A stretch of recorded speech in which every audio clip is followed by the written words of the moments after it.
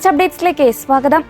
സിംബാബ്വേയിലെ കരീബ തടാകത്തിൽ 18 കുട്ടികൾ ഉൾപ്പെടെ 80-ലധികം ആളുകളുടെ ജീവനെടുത്ത ദാരുണമായ ബോട്ട് അപകടത്തിൽ അനുശോചനം രേഖപ്പെടുത്തി ലിയോ 14 പാപ്പ. വത്തിക്കാൻ സ്റ്റേറ്റ് സെക്രട്ടറി കർദിനാൾ പിയത്രോ പരോളിൻ മുഖേന ഓഗസ്റ്റ് 18-നാണ് പാപ്പ സന്ദേശം അയച്ചത്. അപകടത്തിൽ പ്രിയപ്പെട്ടവരെ നഷ്ടപ്പെട്ട കുടുംബങ്ങളുടെ ദുഃഖത്തിൽ പങ്കുചേരുന്നതായും അവർക്കായി പ്രാർത്ഥിക്കുന്നതായും പാപ്പ വ്യക്തമാക്കി. ഓഗസ്റ്റ് 11-നാണ് രാജ്യത്തെ ഞെട്ടിച്ച ദുരന്തമുണ്ടായത്. കരീബ ടൗണിൽ നിന്ന് ചലാല മീൻപിടുത്ത ക്യാമ്പിലേക്ക് ആളുകളുമായി പോവുകയായിരുന്ന ബോട്ട് അമിതഭാരം കാരണം തടാകത്തിൽ മറിയുകയായിരുന്നു. കഴിഞ്ഞ ദിവസങ്ങളിൽ 8 പേരുടെ മൃതദേഹങ്ങൾ കൂടി കണ്ടെടുത്തതോടെയാണ് മരണസംഖ്യ 80 ഉയർന്നതായി സിംബാബ്വെ പോലീസ് സ്ഥിരീകരിച്ചത്. ഇസ്രായേലിലെ ടെൽ അവീവിനടുത്തുള്ള ജാഫ മേഖലയിലെ പ്രശസ്തമായ സെന്റ് ആന്റണി കത്തോലിക്ക ദേവാലയത്തിന് നേരെ ആക്രമണം. പള്ളിക്കുള്ളിൽ കയറിയ അക്രമി നിരവധി കുരിശുകളും വിശുദ്ധരുടെ രൂപങ്ങളും തകർത്തു. സംഭവവുമായി ബന്ധപ്പെട്ട് 20 വയസ്സുള്ള ഒരു യുവാവിനെ ഇസ്രായേൽ പോലീസ് അറസ്റ്റ് ചെയ്തു. ഇയാളെ നിലവിൽ പോലീസ് ചോദ്യം ചെയ്ത് വരികയാണ്.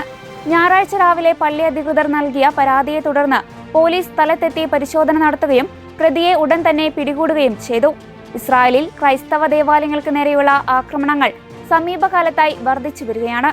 ജെറുസലേമിലെ സെന്റ് ജെയിംസ് അർമേനിയൻ കത്തീഡ്രലിന് നേരെ കല്ലെറിയുകയും തുപ്പുകയും ചെയ്ത സംഭവത്തിൽ ഈ മാസം ആദ്യം പ്രായപൂർത്തിയാകാത്ത 5 പേർ ഉൾപ്പെടെ 6 പേരെ പോലീസ് അറസ്റ്റ് ചെയ്തിരുന്നു. കനേഡിയൻ ആംഡ് ഫോഴ്സിലെ ഔദ്യോഗിക ചടങ്ങുകളിലും പൊതുപരിപാടികളിലും പ്രാർത്ഥന നടത്തുന്നതിനും മതപരമായ ചിഹ്നങ്ങൾ ഉപയോഗിക്കുന്നതിനും വിലക്കേർപ്പെടുത്തി കനേഡിയൻ സർക്കാർ പുതിയ നിർദ്ദേശങ്ങൾ പുറപ്പെടുവിച്ചു. പൊതുചടങ്ങുകളിൽ സർക്കാരിന്റെ മതപരമായ നിഷ്പക്ഷത പാലിക്കണമെന്ന് വ്യക്തമാക്കുന്നതാണ് ജൂലൈ 29-ന് പുറത്തിറക്കിയ ഈ ഉത്തരവ്. പൊതു അല്ലെങ്കിൽ അർദ്ധ പൊതുപരിപാടികളിൽ സംസാരിക്കുന്ന സൈനിക അംഗങ്ങളും ചാപ്ലിന്മാരും ഏതെങ്കിലും ഒരു പ്രത്യേക മതവിഭാഗത്തിന്റെ വാക്കുകളോ ചിഹ്നങ്ങളോ പ്രവൃത്തികളോ ഉപയോഗിക്കാൻ പാടില്ല.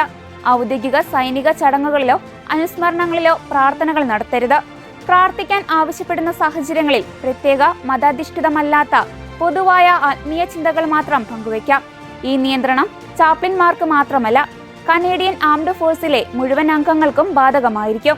സർക്കാരിന്റെ ഈ നീക്കത്തിനെതിരെ രാജ്യത്തെ ഇവാഞ്ചലിക്കൽ വിഭാഗങ്ങളും പ്രതിപക്ഷമായ കൺസർവേറ്റീവ് രാഷ്ട്രീയക്കാരും കടുത്ത പ്രതിഷേധവുമായി രംഗത്തെത്തി. എല്ലാവരെയും ഉൾക്കൊള്ളാൻ എന്ന പേരിൽ നടപ്പാക്കുന്ന ഈ നയം യഥാർത്ഥത്തിൽ വിശ്വാസികളെ മാറ്റി നിർത്തുന്നതാണെന്ന് ഇവർ ആരോപിച്ചു.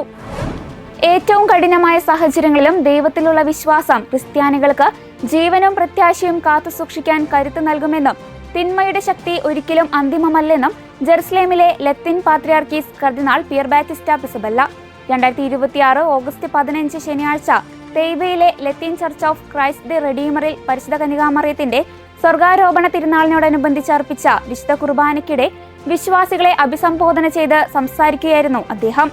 മാനുഷിക തലങ്ങളിൽ എനിക്ക് ഉത്തരങ്ങൾ ഉണ്ടാകണമെന്നില്ല, എന്നാൽ ദൈവത്തിൽ വിശ്വസിക്കുന്നതിലൂടെ തെയ്ബയിൽ പോലും ജീവനെ പുതിയ ജനനം നൽകുന്നത് തുടരാൻ സാധിക്കുമെന്ന് അദ്ദേഹം കൂട്ടിച്ചേർത്തു. വത്തിക്കാൻ ഗാർഡനിലെ മാതർ എക്ലേസിയ ആശ്രമത്തിന് സമീപമുള്ള പച്ചക്കറിത്തോട്ടം പൂർണ്ണമായും ജൈവരീതിയിലേക്ക് മാറുന്നു. ഫ്രാൻസിസ് പാപ്പയുടെ ലൗദാത്തോ സി എന്ന ചാക്രിക ലേഖനത്തിലെ പ്രകൃതി സംരക്ഷണ സന്ദേശം മുൻനിർത്തിയാണ് തോട്ടത്തിന്റെ പരിപാലനം. മധ്യകാലഘട്ടത്തിൽ നിക്കോളോസ് 3 പാപ്പ തുടക്കമിട്ട ഈ തോട്ടത്തിൽ നിലവിൽ പെല്ലറ്റഡ് ജൈവവളങ്ങൾ മാത്രമാണ് ഉപയോഗിക്കുന്നത്. മികച്ച കാർഷിക രീതികൾ പിന്തുടരുന്നതിലൂടെ കീടനാശിനികളുടെ ആവശ്യകത പരമാവധി കുറയ്ക്കാൻ സാധിച്ചിട്ടുണ്ട്. ഭാവിയിൽ തോട്ടത്തിനുള്ളിൽ തന്നെ ഒരു നഴ്സറി നിർമ്മിക്കാനുള്ള പദ്ധതികളും വത്തിക്കാൻ പഠന വിധേയമാക്കുന്നുണ്ട്. ബെനഡിക്ട് 16 പാപ്പയ്ക്ക് ഏറെ പ്രിയപ്പെട്ട ഈ തോട്ടത്തിലെ പച്ചക്കറികൾ വർഷങ്ങളായി കാസ ദോനോ ദി മരിയ ഉൾപ്പെടെയുള്ള ജീവകാരുണ്യ സ്ഥാപനങ്ങൾക്കാണ് നൽകി വരുന്നത്. ഇതോടെ ചർച്ച അപ്ഡേറ്റ്സ് പൂർണ്ണമാകുന്നു. നന്ദി.